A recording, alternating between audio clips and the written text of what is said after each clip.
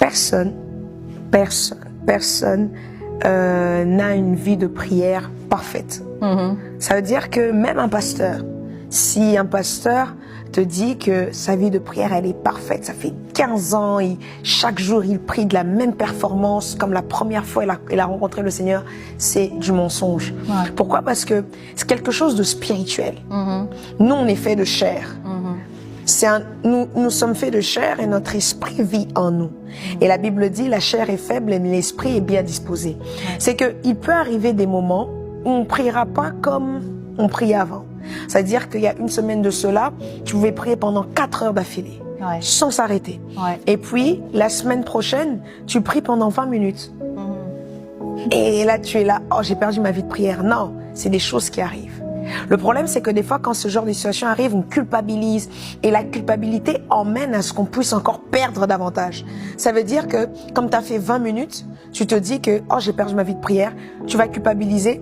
Demain, quand tu y reviendras, tu ne reviendras pas dans une position où je viens chercher Dieu, mais je viens prier longtemps.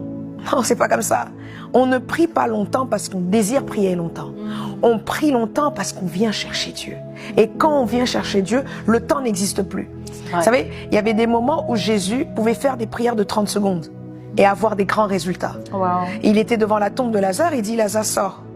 Ça n'a pas duré 5 heures, ça n'a pas duré 5 minutes, mais il n'était pas frustré.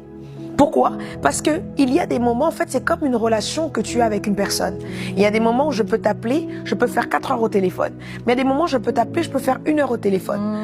Et je trouve, et je m'appuie sur ce que l'apôtre Paul, si je ne me trompe pas, dit, il dit, une bouche qui parle beaucoup pêche. C'est-à-dire que tu peux être là dans la présence de Dieu, tu te dis que j'ai envie de faire beaucoup de temps. La présence de Dieu n'est pas un lieu de compétition de temps.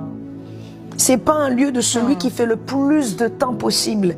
Il est vrai que prier longtemps a des avantages, a des bénéfices, mais il ne faut pas culpabiliser si tu ne pries que pendant 1 heure, si tu ne pries que pendant 30 minutes. Peut-être cette prière de 30 minutes emmènerait un résultat, plus que même si tu aurais fait 5 heures. Il faut être dans la présence de Dieu, il faut être guidé par l'Esprit.